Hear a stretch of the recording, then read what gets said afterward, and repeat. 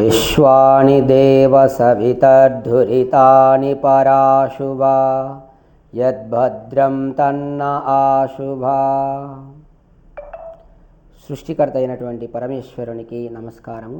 ఇక్కడ ఉన్నటువంటి బంధువులందరికీ నమస్కారం. యూట్యూబ్లో ఈ వీడియో చూస్తున్నటువంటి వారందరికీ హృదయపూర్వకంగా నమస్తే.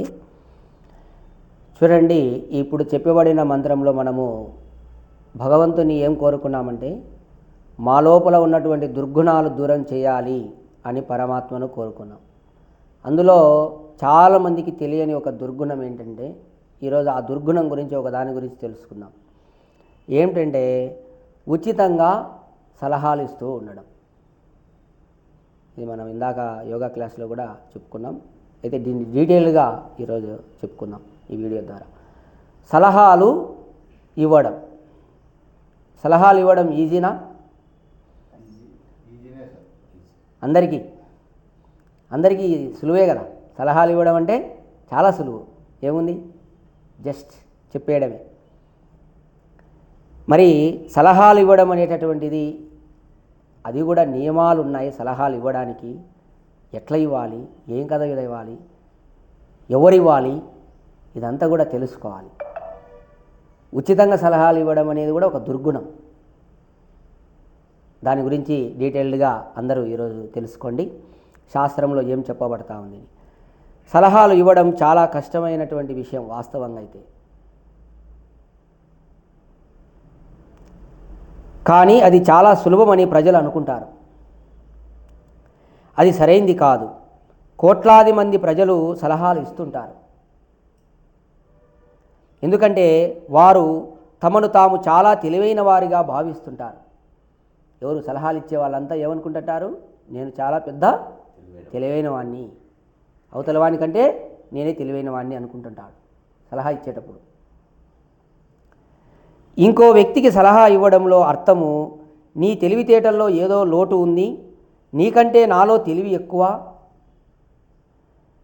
అందుకే నీకు నేను సలహా ఇస్తున్నాను, నా సలహాను స్వీకరిస్తే నీకు మేలు జరుగుతుంది, ఇలా ఆలోచించి ఇతరులకు సలహాలు ఇస్తాడు.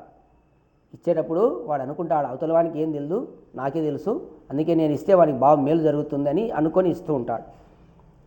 అతను చాలాసార్లు సలహా ఇవ్వడానికి సరైన వ్యక్తి కాకపోవచ్చు. ఆ ఎలిజిబిలిటీ ఉండదు. సలహా ఇవ్వడానికి కొన్ని నియమాలు ఉన్నాయి. ఈ 5 నియమాలు ఉన్నాయి. అందరూ కూడా శ్రద్ధగా వినాలి. సలహా ఎవరికి ఇవ్వాలి, ఎట్లా ఇవ్వాలి అనేది తెలుసుకోండి. మొదటి నియమం, ఒక వ్యక్తి ఒక సబ్జెక్ట్లో ఎక్కువ అర్హత కలిగి ఉంటాడు. అవతలి వ్యక్తి తక్కువ అర్హత కలిగి ఉంటే, ఎక్కువ అర్హత ఉన్న వ్యక్తి తక్కువ అర్హత ఉన్న వ్యక్తికి సలహా ఇవ్వగలడు.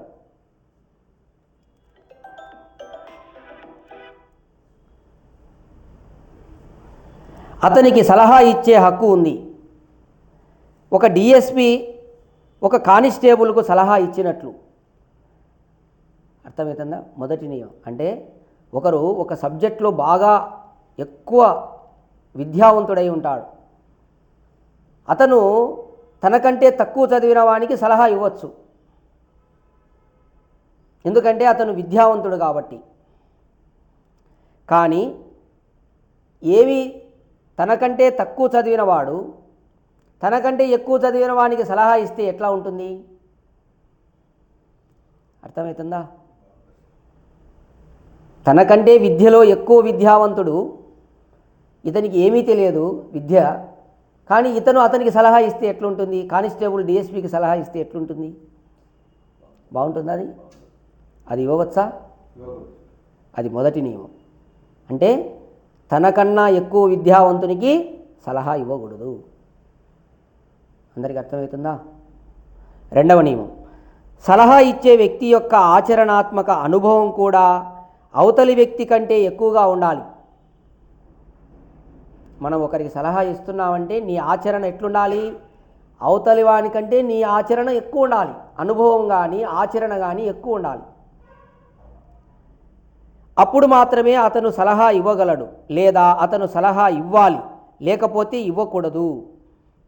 ఒక పాత దర్జీ కొత్త దర్జీ నేర్చుకునే వారికి సలహా ఇవ్వగలడు. దర్జీ అంటే మేస్త్రి అనుకోండి. టైలర్ కానీ ఒక మేస్త్రి, గోడ కట్టే మేస్త్రి అయినా కానీ, సపోజ్ ఈడ దర్జీ అని చెప్పినారులేండి, కొంతమందికి అది తెలియదు కదా. బాగా ప్రావీణ్యుడు అనమాట, ఒక పనిలో ప్రావీణ్యుడైనటువంటి వాడు, అతను కొత్తగా వచ్చేవానికి సలహా ఇవ్వచ్చు, అది ఓకే. కానీ ఇతను మళ్ళీ అతనికి సలహా ఇస్తే ఎట్లుంటుంది ఆలోచించండి. అంటే ఎక్కువ అనుభవము, ఎక్కువ ప్రావీణ్యము ఉన్నటువంటి వారికి మనం సలహా ఇవ్వకూడదు. మనకంటే ఎక్కువ ఉన్నటువంటి వాళ్ళు అనుభవం. ఇది రెండవ నియమం. మూడవ నియమం, మీరు అడగకుండా సలహా ఇవ్వకూడదు. గుర్తుపెట్టుకోండి. మూడవది, అడగకుండా సలహా ఇవ్వకూడదు. మూడవ నియమం ఇది. ముందుగా మీరు ఎవరికి సలహా ఇవ్వాలనుకుంటున్నారో వారిని అడగండి. నేను మీకు ఒక సలహా ఇవ్వాలనుకుంటున్నాను, మీరు నా సలహా తీసుకోవాలనుకుంటున్నారా అని చెబితే, అవును నేను మీ సలహా తీసుకోవాలనుకుంటున్నాను, అప్పుడు అతనికి సలహా ఇవ్వాలి. అతని అడగాలి ముందు, నీకు సలహా నేను ఇవ్వాలనుకుంటున్నాను అని అడిగి, అతన్ని తీసుకోవాలనుకుంటున్నాను అంటే ఇవ్వాలి. అడగకుండా సలహా ఇవ్వడం తెలివైన పని కాదు. వాడు ఏమడగడు, వానికి ఊరికి సలహాలు ఇస్తుంటే అది తెలివైన వాని లక్షణం కాదు.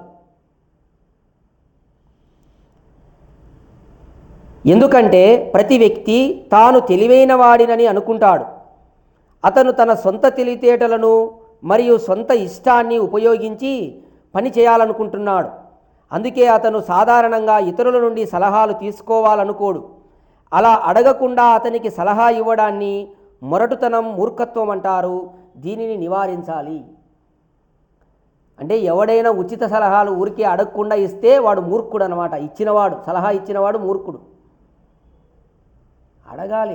అడిగితే, లేదు నువ్వు వానికి బాధపడుతున్నాడు, అప్పుడు నువ్వు ఏమడగాలి, నేను ఒక సలహా చెప్పమంటావా, ఒక ఐడియా చెప్పమంటావా అని అడగాలి వాడిని. సరే చెప్పు అన్నాడు అనుకో, అప్పుడు మనం చెప్పాలి. వాడు స్వీకరించేటటువంటి మనస్తత్వం లేనప్పుడు నువ్వు చెప్పకూడదు. వాడు అయిష్టంగా ఉంటాడు నీ సలహా తీసుకోవడానికి, అప్పుడు నువ్వు చెప్తే ఏమవుతుంది, నీ సలహా వేస్ట్ అయిపోతుంది, నీ సమయం వేస్ట్ అవుతుంది. అందుకే నేను మూర్ఖుడు అని చెప్పింది శాస్త్రం. నాలుగవ నియమం, మీరు సలహా ఇచ్చిన వ్యక్తి మీ సలహాను అంగీకరించడం కూడా అవసరం లేదు. నువ్వు చెప్పినంత మాత్రానే అతను అంగీకరించాలనేం లేదు. అర్థమవుతుందా? అందువల్ల సలహా రూపంలో మాత్రమే ఇవ్వాలి, పట్టుబట్టడం కాదు. నేను చెప్పినా నువ్వు చేయాల్సిందే అంతే, నేను సలహా ఇస్తే నువ్వు చేయాలంతే అని పట్టుబట్టకూడదు. ఊరికే సలహా ఇవ్వాలి అంతే, అంతవరకే. అతను మీ సలహాను ఇష్టపడి అర్థం చేసుకుంటే అతను మీ సలహాను అంగీకరించవచ్చు. అతను మీ సలహాను ఇష్టపడకపోతే, అర్థం చేసుకోకపోతే అతను దాన్ని అంగీకరించడు. అటువంటి పరిస్థితిలో సలహా ఇచ్చే వ్యక్తి విచారంగా ఉండకూడదు. నేను చెప్పిన అయినా ఇన్లే అని ఇతను బాధపడినట్టు ఉండకూడదు. ఇవి అందరూ చేసే పొరపాట్లండి. చాలామంది చేసే పొరపాట్లు. శాస్త్రం అంటే ఇది అన్నమాట. మనం అవతల వానికి సలహా ఇచ్చినామంతే, వాడు పాటించాడా పాటించలేదా మనకు అవసరం లేదు. ఇంకా అందుకని పాటించలేదని, వినలేదని చెప్పి నువ్వు అక్కడ విచారంగా ఉండకూడదు.